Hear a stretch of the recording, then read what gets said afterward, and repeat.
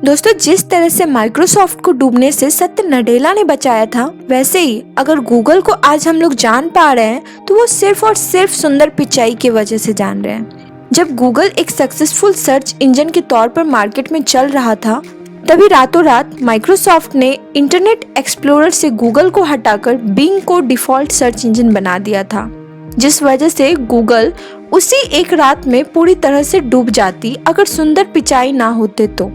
उनके आइडिया के कारण से ही गूगल ने जल्द ही अपना क्रोम ब्राउजर लॉन्च करके मोस्ट यूज्ड ब्राउजर बन गया था।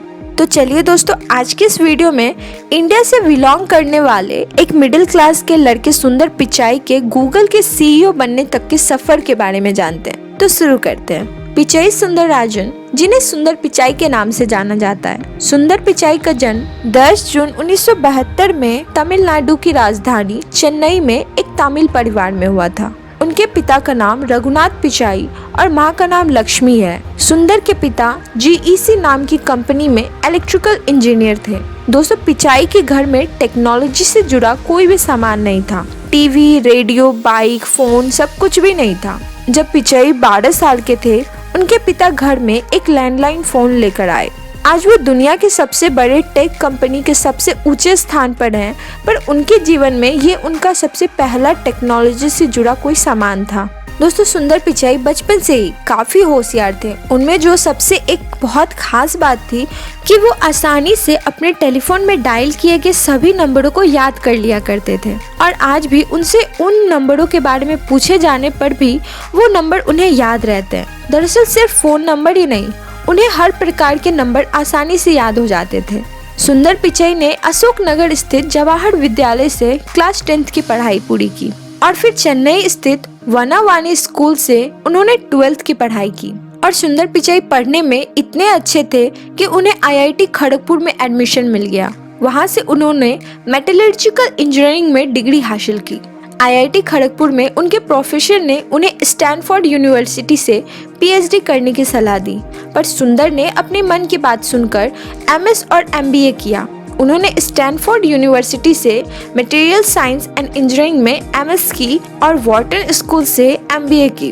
अपनी पढ़ाई पूरी करने के बाद सुंदर पिचाई ने अप्लाइड मटेरियल्स में इंजीनियरिंग और प्रोडक्ट मैनेजमेंट में काम किया। उसके बाद उन्होंने मैकिंसे एंड कंपनी में मैनेजमेंट कंसल्टिंग के तौर पर काम किया, लेकिन उन्होंने यहाँ बहुत कम टाइम के लिए काम किया। अब कहानी शुरू होती है उनके गूगल के CEO बनने तक की। सुंदर पिचाई ने 2004 में गूगल ज्वाइन किया और वहाँ उन्हें product management and innovation efforts की जिम्मेदारी सौंपी गई। इनका शुरुआती प्रोजेक्ट एक गूगल टूल बार पर था। ये उस टाइम काफ़ी ज़्यादा इम्पोर्टेंट था क्योंकि इस टूल बार की हेल्प से लोगों को इंटरनेट एक्सप्लोरर पर गूगल को डिफ़ॉल्ट सर्च इंजन बनाने का ऑप्शन आता था। तभी एरिक्स गूगल के CEO थे और उस टाइम सुंदर पिचाई ने एरिक्स से बोला था कि ये प्रोजेक्ट तो ठीक है, लेकिन हमें अपना एक ब्राउज़र बनाना चाहिए। ये सुनकर एरिक्स ने पिचाई का ये आइडिया ठुकरा दिया और साथ में उन्होंने ये भी कहा कि एक दिन माइक्रोसॉफ्ट अपनी सर्च इंजन बना लेगा, इसलिए उससे पहले हमें भी अपना ब्राउज़र बना लेना चाहिए। लेकिन एरिक्स ने सुंदर की बातों पर ध्यान नहीं दिया और सुंदर पिचाई भी अपने गूगल टूलबार के प्रोजेक्ट पर लग गए। आगे जाकर सुंदर पिचाई की कही हुई बात सच हो गई। माइक्रोसॉफ्ट ने रातों रात इंटरनेट एक्सप्लोरर से गूगल को हटाकर बिंग को डिफ़ॉल्ट सर्च इंजन बना दिया था और इसी एक रात में गूगल ने अपने 300 मिलियन कस्टमर्स खो दिए। और इधर गूगल टूलबार का लगभग काम हो ही चुका था और जो बचा था उनको भी उन्होंने जी जान लगाकर जल्दी कंप्लीट करके गूगल टूलबार को लॉन्च किया। इस टूलबार से गूगल को बहुत राहत मिली क्योंकि इस टूलबार से लोगों को एक ऑप्शन मिल जाता था गूगल को डिफ़ॉल्ट सर्च इंजन बनाने के लिए और इसकी मदद से गूगल के लगभग खोए हुए कस्टमर्स वापस आ गए। लेकिन अब एरिक्स और लैरी पेज को सुंदर पिचाई की वैल्यू समझ आ गई थी। इसके बाद लैरी पेज ने पिचाई का प्रपोजल एक्सेप्ट कर लिया और फिर गूगल क्रोम की शुरुआत हुई। देन सुंदर पिचाई के मैनेजमेंट के अंदर ही उनकी टीम ने गूगल क्रोम को लॉन्च किया और कुछ ही टाइम में ये वर्ल्ड का मोस्ट यूज्ड ब्राउज़र बन गया था।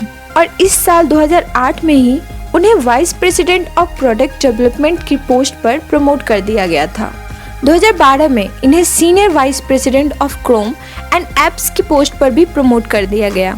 और बस एक ही साल बाद इन्हें एंड्रॉइड प्रोजेक्ट को भी लीड करने की जिम्मेदारी दे दी गई और सुंदर पिचाई ने एंड्रॉइड 1 से शुरुआत करके मिलियंस ऑफ कस्टमर्स तक इस ओएस को सक्सेसफुली पहुंचाया।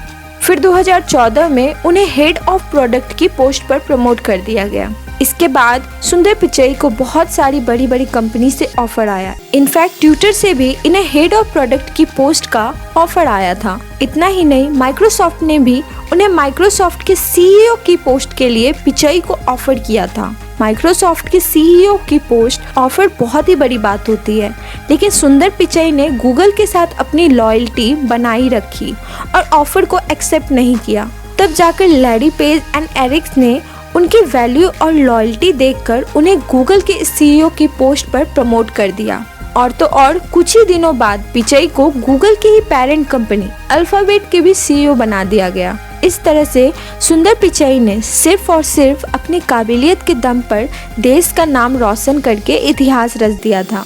उनकी पर्सनल लाइफ की बात करें तो उन्होंने आईआईटी खड़गपुर के बैचमेट और अपनी गर्लफ्रेंड अंजलि से शादी कर ली और इन्हें अभी एक बेटे और एक बेटी है। पिचाई को क्रिकेट और फुटबॉल खेलने का बहुत शौक है।